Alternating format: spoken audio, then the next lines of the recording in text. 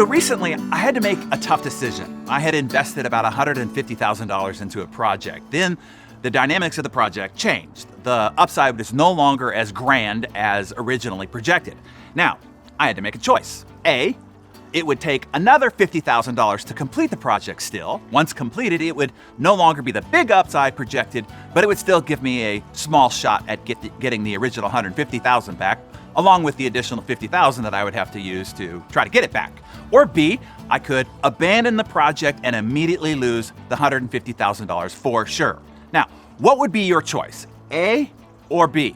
Me, I didn't give it a second thought. I chose B and cut the project immediately. No hesitation at all.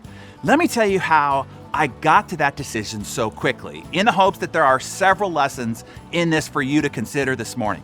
The initial $150,000 is what is called sunk cost. It's gone and should not be factored into the new decision.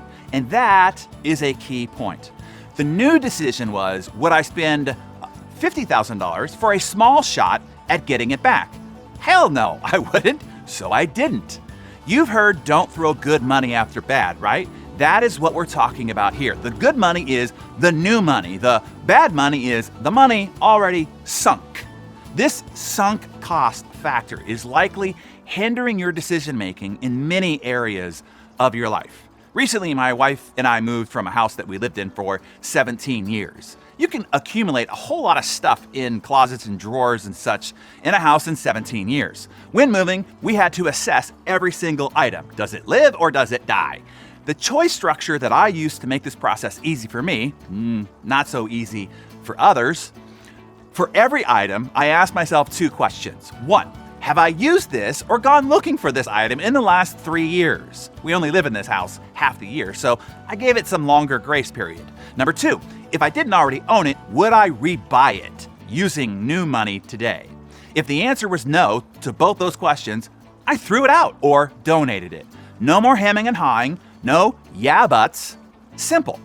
But what we do is we factor in the sunk cost into our decisions. So we end up excusing and justifying and hand-wringing or having us hold on to crap that we don't even really want.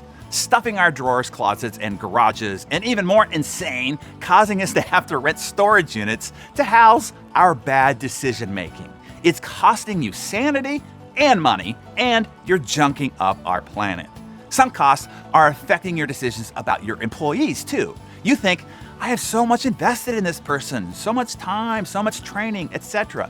Just ask yourself, knowing what you know now, would you hire this person again for the job that they have? From all the potential candidates all over the world, would you vie for that person? Would you pick them over everybody else again? If the answer is no, then you know what to do.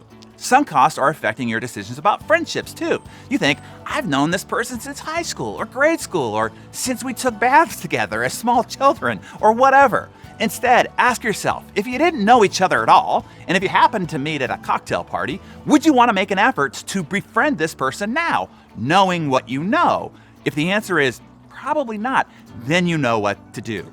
Knowing what you know about one of your kids, would you have them again? No, just kidding. You're stuck with that. That's about the only reference I can think of where sunk costs don't apply. That toothpaste is already out of the tube and there's no sticking that one back in. That is one horizontal dance you gotta pay for forever. Back to it. Let me repeat the key point again. Do not let the sunk cost be factored into the new decision. Don't throw good money after bad money that is already spent. Don't throw good time after bad time that is already spent. Don't throw new life after the life you've already wasted. Make every decision from what you have to spend from this moment forward. How does that change the decision? Likely a lot. So tell us what this makes you think of. Where have you made decisions, or do you have to make decisions, or should make decisions differently when you take out the sunk costs? Is it in your relationships? Is it in the business that you're in, the career path that you're on, the things that you hold on to? Make a note of it in your Darren Daily Journal and tell us your thoughts in the comments below.